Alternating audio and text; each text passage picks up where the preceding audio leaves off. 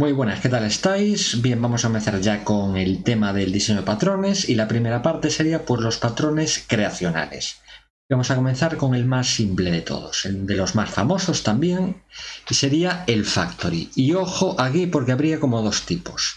Estaría el factory simple a secas sin ningún tipo de apellido y luego tendríamos factory method. Bueno, pues en este vídeo vamos a ver estos dos y luego en el siguiente vídeo a mayores vamos a ver el abstract factory. En teoría tendríamos tres: el factory simple sin ningún apellido, factory method y abstract factory. Entonces en este vídeo vamos a implementar el factory y el factory method, los dos más facilitos de todos. Así que vamos al lío. Bueno, proyecto nuevo y un proyecto tipo Maven. Siguiente, tipo Maven 17 y damos a siguiente. Y en esta carpeta tutorial patrones. Y aquí lo tenemos, muy bien. Bueno, el POM fuera de aquí. Y vamos a venirnos al main. Entonces vamos a empezar a crear paquetes. Aquí en Java, el primero sería factory. Y bueno, explicación del patrón. Se utiliza en el caso que tengo una clase padre y muchas clases derivadas. Bueno, ¿en qué consiste? Pues es un patrón que utilizamos para crear instancias de objetos, y son objetos que heredan de una clase padre y cuando tiene muchos hijos. Bueno, en este tutorial vamos a utilizar como ejemplo elementos de los videojuegos como enemigos, el player, bueno, todo eso, todo lo que es relacionado con el ámbito y el mundo de los videojuegos. Entonces vamos a imaginar que tenemos muchos tipos de enemigos. Tenemos enemigos humanos, dentro de los humanos tenemos guerreros, magos, asesinos, luego tenemos animales, tenemos criaturas, bueno, tenemos de todo un poco. Entonces a la hora de crear un nuevo objeto vamos a utilizar el factory. Por ejemplo, pondríamos enemigo, enemigo y luego dependiendo del tipo de enemigo pues llamamos al factory. Pero para verlo más claro vamos a desarrollar el ejemplo. Entonces vamos con la primera clase que sería enemy. Y va a ser un interface.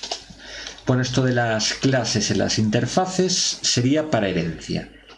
Diferencia que una clase pues es más completa, tendría atributos y muchos métodos. Sin embargo, la interface solo tiene métodos y no se implementan los métodos. Sería como un contrato que exige a la clase que implementa la interfaz que tiene que sobreescribir todos esos métodos. Entonces en enemy vamos a poner un método que sería atacar.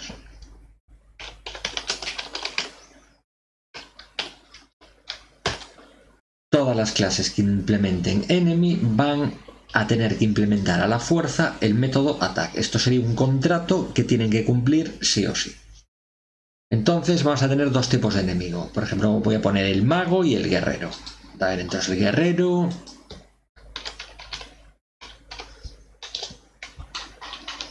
va a decir que implemente enemy. Implements enemy. Una interfaz podemos verla como herencia, en este caso sería una clase derivada de enemigo, o bien simplemente como un contrato. Las interfaces, como dije muchas veces en el canal, se utilizan para la herencia múltiple. En Java no tenemos herencia múltiple. Si una clase es derivada de otra, es clase hija, solo puede ser hija de esa. Pero si queremos que tenga como más formas, utilizamos las interfaces y puede implementar las interfaces que a mí me vengan en gana. Un ejemplo, imaginaos que tengo, por ejemplo, pájaro y avión. Avión hereda de vehículo y pájaro hereda de animal. Tanto vehículo como animal serían clases padres respectivas. Vehículo es la clase padre de avión y animal la clase padre de pájaro. Ahora, en el caso de que haya una nueva clase, por ejemplo, volador, objeto volador, no podrían ser hijas a su vez de vehículo y de objeto volador en el caso de avión y de animal y objeto volador en el caso de pájaro. Entonces la solución que tengo sería que objeto volador, en vez de ser una clase, sea una interfaz. Y así podrían ser las dos cosas al mismo tiempo. Podrían el avión ser un vehículo y un objeto volador y el pájaro ser un animal y un objeto volador. De la clase padre heredan sería extends. En cambio, la interface sería implements. Y como dije, puedo implementar las interfaces que quiera. No hay límite. Sin embargo, la clase padre solo puede ser una. Pero bueno, vamos a centrarnos aquí en este patrón. Aquí insulta porque hay que implementar los métodos. Y ya tenemos el método attack, que lo puse mal.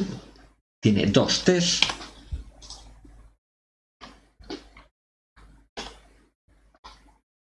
Y bueno, y aquí simplemente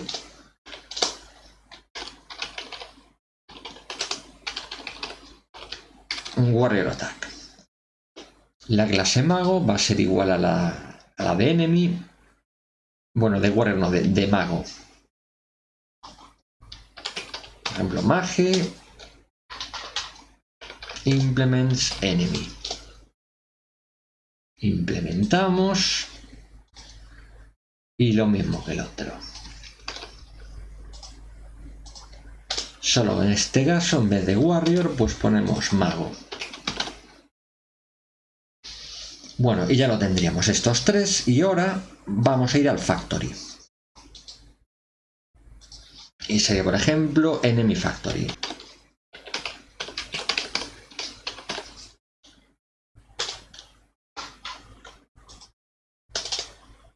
Y vamos a tener un public, por ejemplo, sería Create Enemy. Y va a ser de la clase Enemy.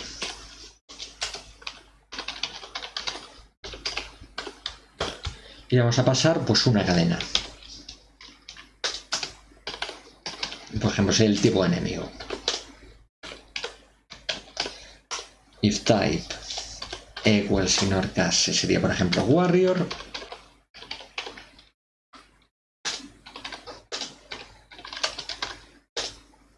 Devolvemos un nuevo guerrero.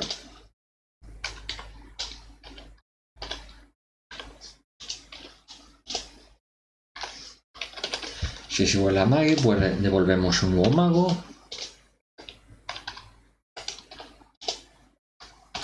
Que por cierto, un mago no sé si se escribe así en inglés, pero bueno. Y si no, pues devolvemos nulo. Y bueno, ya lo tenemos. Y ahora pues hacemos el main. Por ejemplo, sería el test factory.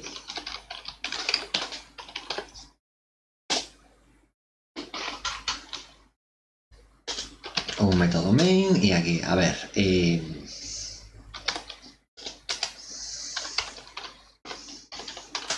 Enemy warrior va a ser igual a...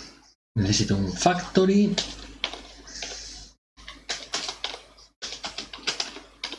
New enemy factory.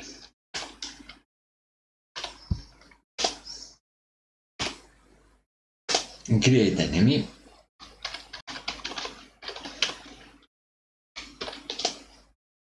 Y ahora el mago.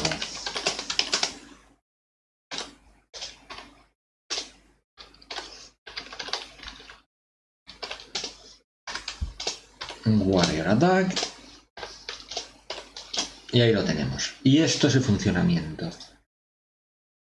Aquí no me preocupo qué tipo de enemigo. Lo que hago, llamo al factory y le digo que me cree un enemigo. Y a partir de lo que le pase yo como parámetro, en este caso una cadena, me da un tipo de enemigo u otro. Y aquí vamos a comprobar si hacen bien el ataque. Le damos aquí. Y aquí tenemos un Warrior Attack y Mage Attack. Bueno, pues este sería el factory simple de todo. Entonces ahora vamos a hacer el factory method. Por tanto aquí, nuevo paquete.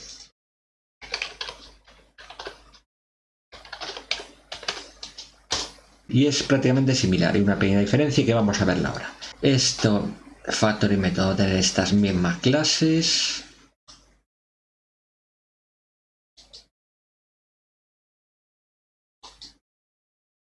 Y la pegamos aquí. Bueno, va a cerrar todo. A ver, enemy. Está en el paquete, correcto.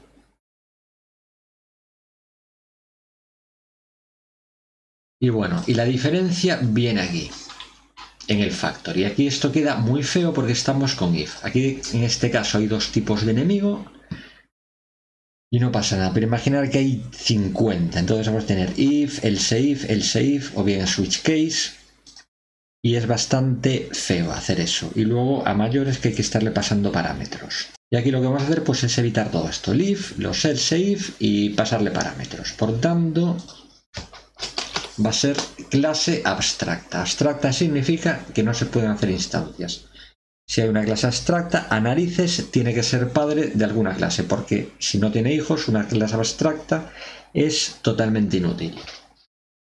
Y aquí sería abstract enemy, create enemy. No lleva type ni nada. Y no lleva código de ningún tipo.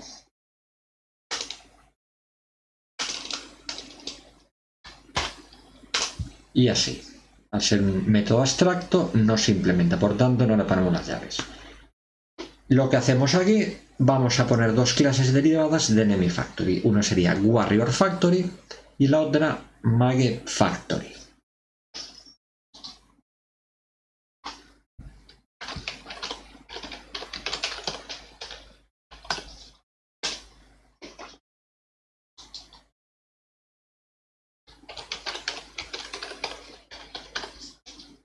Y la otra Mage Factory. Bueno, pues vamos con el Warrior Factory.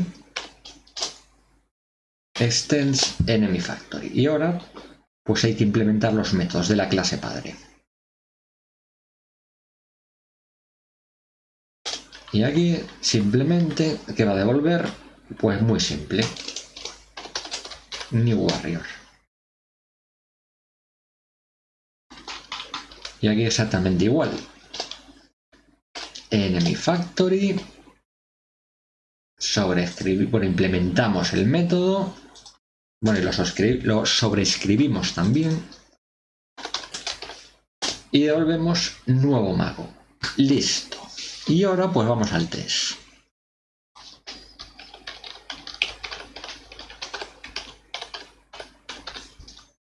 Test Factory Method. Le ponemos el main de siempre. Y vamos a poner enemy warrior va a ser igual a new warrior factory great enemy. Y lo mismo el mago. Mage factory great enemy. Warrior attack y mage attack. Y a ver si funciona. Y aquí lo tenemos. Warrior attack y mage attack. O mage o como se pronuncie la mierda esta. Bueno, pues este vídeo termina aquí. En el siguiente vamos con Abstract Factory. Muy parecido a este último, pero tiene un pelín más de complejidad. Como veis, inconvenientes de este patrón y ventajas. Vamos a ser pesimistas y vamos a comenzar con los inconvenientes. Bueno, pues que tienes que implementar un montón de clases y de interfaces y de herencia y todo, y te lías. Convenientes, pues para el cliente que lo utilice es comodísimo. Enemigo, a ver, ¿qué va a ser un guerrero? Llamo al factory y ni me preocupo de nada. Para el mago hacemos lo mismo. El uso de patrones está muy bien cuando se crean librerías, bibliotecas que vamos a utilizar mucho. Esto va a facilitar el uso enormemente y los desarrolladores que utilicen nuestras clases, nuestras librerías y nuestras dependencias pues lo van a agradecer bastante.